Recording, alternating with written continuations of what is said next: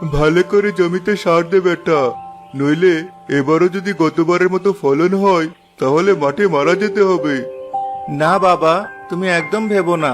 বিধাতা আমাদের সাথে থাকলে দেখবে এবার নিশ্চয়ই তরমুজের ভালো ফলন হবে। তাই জন্য হয়, নইলে অত্যাচারী জমিদারকে খাজনা দিতে গিয়ে ঘরে তো কিছু তুলতে পারবো না। কাদের আর তার ছেলে নয়ন মিলে তরমুজের ক্ষেতে সার দিতে থাকলো। এভাবেই কিছুদিন যত্ন করার পর কাদের আর নয়ন দেখলো এবার সত্যি সত্যি তাদের জমিতে অনেক ভালো ফলন হয়েছে। দেখেছো বাবা, আমি বলেছিলাম না এবার জমিতে খুব ভালো ফলন হবে। হ্যাঁ বাবা, এবার ভালোই ভালোই সব তরমুজ ঘরে তুলতে পারলেই হলো। হে বাবা, সামনেই তো ঝড় বাদলের দিন।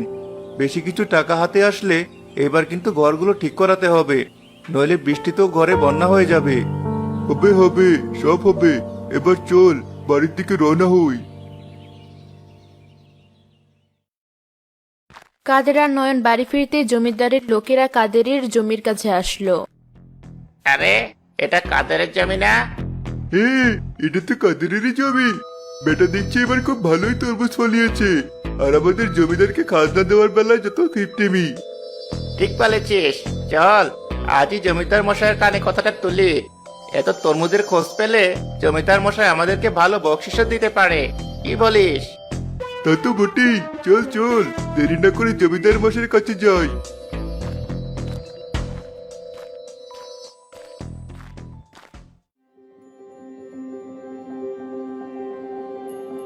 কি বলছো এসব? ওই কাদারের এত সাহস, আমাকে না জানিয়ে তরমুজ ফলাচ্ছে? ও কি ভেবেছে এই তরমুজ বেচে সব টাকা নিজে খাবে? ঠিক বলেছেন, ওর সাহস দেখে আমার চোখ কপালে উঠেছে। আমাদের জমিদার মশাইকে ঠকানো, ওকে তো শুলে চড়ানো উচিত। ঠিক ঠিক। না না, শুলে নয়, ওর ওই তরমুজ আমার ঘরে তুললেই ওকে ওর যোগ্য শাস্তি দেওয়া হবে। শোনো তোমরা, আজ রাতেই কাদেরের অগোচরে ওর জমি সব তরমুজ আমার এখানে তুলে আনবে। আমিও দেখি আমাকে খাজনা না দিয়ে ও কোথায় যায়। কি পারবে না? পারবো মানে আলবত পারবো। ইয়ে মানে জমিদার মশাই, আমাদের বকশিসটা তোমাদেরকে নিয়ে আর পারা গেল না।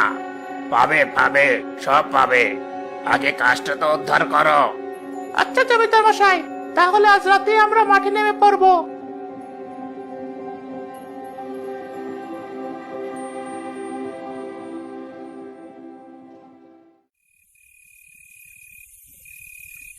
সন্ধে তো হয়েই গেল, চলো বাবা এবার বাড়িতে যাই। জমিটার দিকে তাকালেই মনটা কেমন ভালো হয়ে যাচ্ছে। এবার তরমুজ বেচে তোর মাকে নতুন একটা শাড়ি কিনে দেব। আচ্ছা বাবা, কিনে দিও। এবার বাড়িতে তো চলো। বুঝলি নয়ন, তরমুজগুলো বেশ ভালোই পেকেছে। কাল সকালে এসে এগুলো তুলতে হবে। বাবা চলো তো বাড়িতে। তোমার কি রাতটা এখানেই থেকে যেতে ইচ্ছে করছে নাকি? চল চল। কাদের আর নয়ন বাড়ি ফিরে গেল। রাত গভীর হতে জমিদারের লোকগুলো কাদেরের জমিতে আসলো। চারপাশটা ভালো করে দেখে নেই, কেউ নেই তো আবার? সত্যি বাবা, তোমার মতো ভেতর ডিমটাকে নিয়ে আর পারা গেল না। এই নাও কাস্তে, চটপট তরমুজগুলো তুলে ফেলো, আমি ওদিকটাই কাটছি।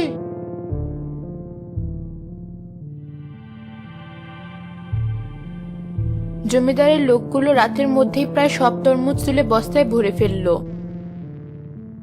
যাক, প্রায় সব তরমুজই কেটে ফেলেছি। বেটা কাদেরের জন্য এবার দুঃখ হচ্ছে, কাল সকালে এসে এমন একটা ধাক্কা খাবে না। আস্তে হাসো, কেউ শুনে ফেললে কি হবে? আরে, এই তরমুজের বোটাটা কাটা যাচ্ছে না কেন? ওই দেখি, আসলেই তো এত শক্ত বোটা, কিছুতেই কাটা যাচ্ছে না। দাঁড়াও, এটা বরং উপড়ে ফেলি। লোকটা তরমুজের লতা ধরে তরমুজটি উপড়ে ফেলার অনেক চেষ্টা করেও পারলো না। পারলাম না। একটা তরমুজ ছেড়ে দিলে কিচ্ছু হবে না। চল, এবার আমরা এই বস্তাগুলো আমাদের ভ্যানে তুলে জমিদার মশাইয়ের বাড়িতে নিয়ে যাই। এগুলো দেখলে জমিদার মশাই নিশ্চয়ই অনেক খুশি হবেন।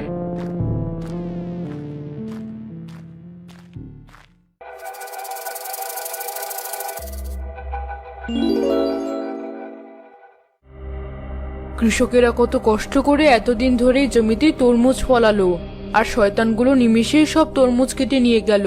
ওই কৃষকদের এত কষ্ট আমি কিছুতেই দেখতে পারবো না।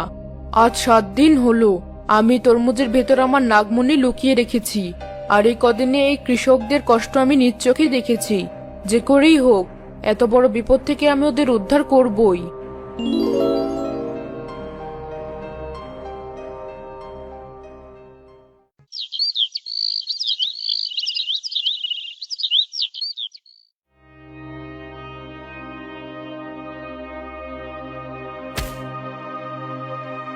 হায় হায়, এ আমার কি সর্বনাশ হলো?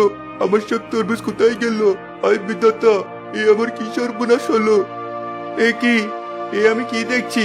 কাল রাতেও এত এত তরমুজ ছিল, সব গেল কোথায়? এখন আবার কি হবে? শান্ত হও বাবা। কি করে শান্ত হবো বাবা? এবার যে আমার রাস্তায় নামতে হবে। এ আমার কি হলো? কাদের যখন কান্নায় ভেঙে পড়ল, নয়নের চোখ গিয়ে পড়ল সে একটা তরমুজের দিকে। আশ্চর্য, সবগুলো তরমুজ উধাও হয়ে গেছে, কিন্তু এই তরমুজটা এখনো আছে। কি রে বাবা, ওদিকে কি দেখছিস? সব তো শেষ হয়ে গেছে। দেখো বাবা, ওখানে একটা তরমুজ পড়ে আছে। সব তরমুজ চলে গেছে, আর তুই ওই একটা তরমুজ দিয়ে পড়ে আছিস। আমি আসলে ভাবছি, কেউ যদি সবগুলো তরমুজ নিয়েই যাবে, তাহলে এটা কেন ফেলে রেখে চলে গেল? চলো, এটা আমরা বাড়িতে নিয়ে যাই। তোর যা ইচ্ছে কর। নয়ন তরমুজটা কেটে কাদেরকে নিয়ে বাড়িতে চলে গেল, কিন্তু সে জানতো না তরমুজটার ভেতরে ছিল সে নাগিনী।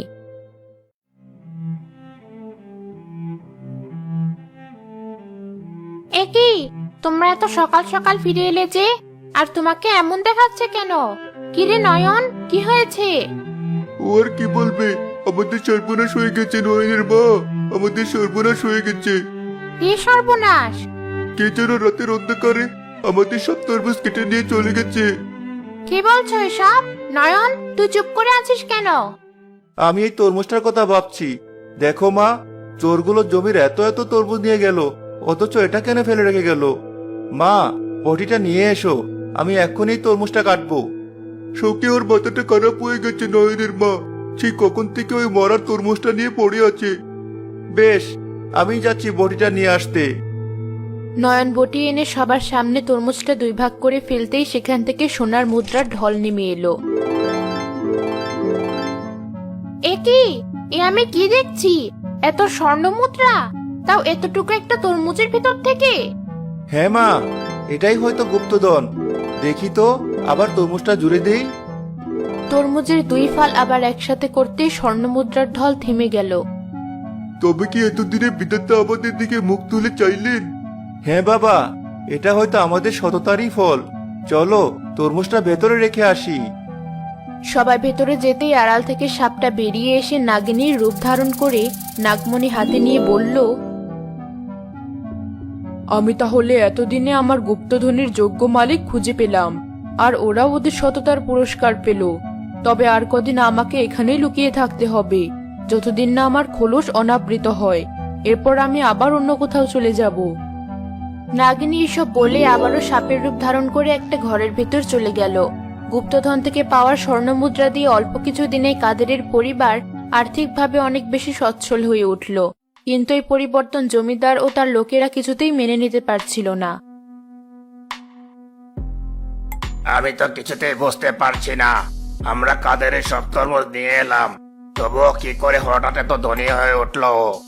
জমিদার মশাই, আমরাও সেটাই ভাবছি, কিন্তু ওর এই পরিবর্তন তো আমি কিছুতেই সহ্য করতে পারছি না। ও যে হারে বড়লোক হচ্ছে, তাতে তো মনে হচ্ছে কদিন গেলে ওর ধন সম্পদ আমার চেয়েও বেশি হয়ে যাবে। তা তো আমি কিছুতেই মেনে নিতে পারবো না। ঠিক, আমরাও মেনে নিতে পারবো না। আপনি শুধু আমাদেরকে আদেশ করুন জমিদার মশাই, আপনি যা বলবেন আমরা তাই করব। এবার তোমাদের উপর ভরসা করে চললে আমার হবে না। এবার তোমাদের সাথে আমিও যাব সেখানে, আর দেখবো ওদের এত ধনী হওয়ার উৎস কি। শোনো, আজ রাতেই আমরা কাদের বাড়িতে যাব।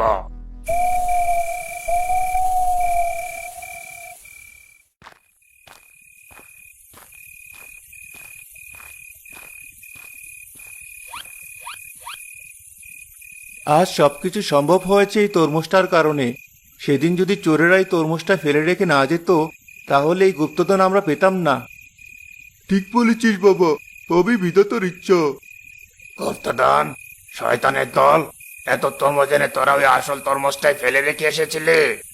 আমরা কি করে বসবো, ওটাতে গুপ্তধন আছে। আরে তরমুজের ভেতর থেকে স্বর্ণমুদ্রা বের হচ্ছে।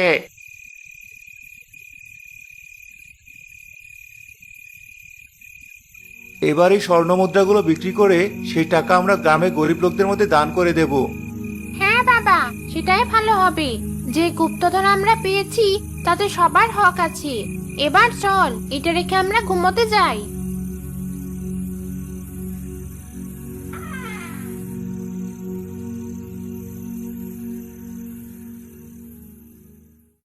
আজ তোদের ভুলের কারণে আমি গুপ্তধন হারিয়েছি, তাই ওই গুপ্তধন আমার হাতে এনে দেওয়ার দায়িত্ব তোদের।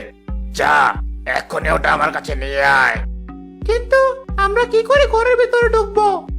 তা আমি জানি না, প্রয়োজনে জানালার শিক ভেঙে ভিতরে যাবে, তবু ওই তরমুজ আমার চাই চাই।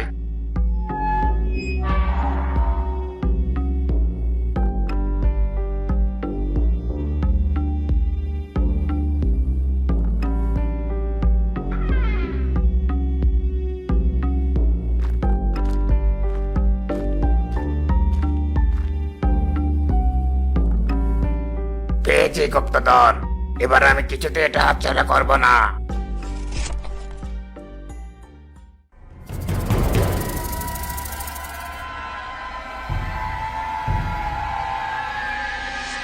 ওরে বাবারে, কত সব! কে কোথায় আছো? বাঁচাও আমাদেরকে, বাঁচাও! ওরে বাবারে, মরে গেলাম। কাদের, নয়ন, কে কোথায় আছো? নিয়ে যাও তোমাদের তরমুজ, বাঁচাও আমাকে।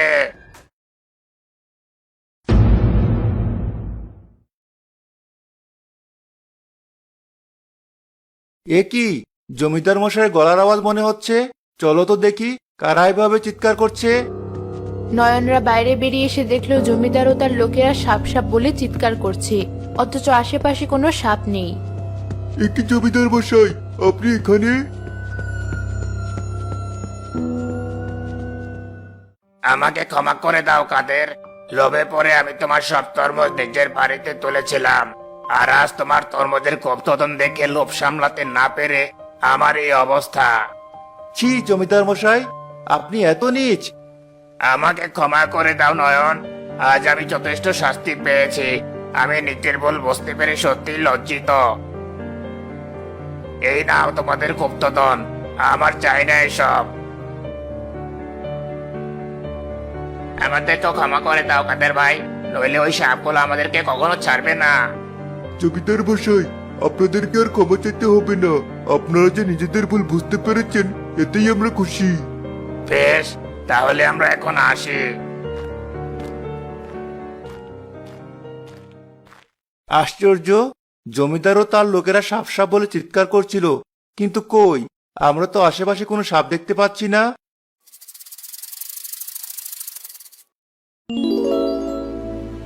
এই তো আমি নয়ন। দুষ্ট লোকেরা আমার গুপ্তধনে হাত দিলে স্বর্ণ মুদ্রা নয়, সাপই দেখতে পায়। কি, এই আমি কি দেখছি? আপনি কি সত্যিকারের নাগিনী? হ্যাঁ কাদের, আমি সত্যিকারের নাগিনী। খোলস বদলাতে আমি তোমাদের জমিতে আশ্রয় নিয়েছিলাম। তোমাদের সততায় মুগ্ধ হয়ে আমি তোমাদের এই গুপ্তধন উপহার দিয়েছি। আপনার কাছে আমরা অনেক কৃতজ্ঞ। আপনার এই অবদানের কথা আমরা কখনো ভুলবো না। এভাবে বলো না, তোমরা তোমাদের সততার পুরস্কার পেয়েছো। তবে এবার আমার যাওয়ার পালা। আশা করছি আমার দেওয়া গুপ্তধনের তোমরা কোনো অপব্যবহার করবে না। এই বিষয়ে আপনি নিশ্চিত থাকতে পারেন নাগিনী, আমরা কখনো এই গুপ্তধনের অপব্যবহার করব না। বেশ, এবার তাহলে আমি আসি।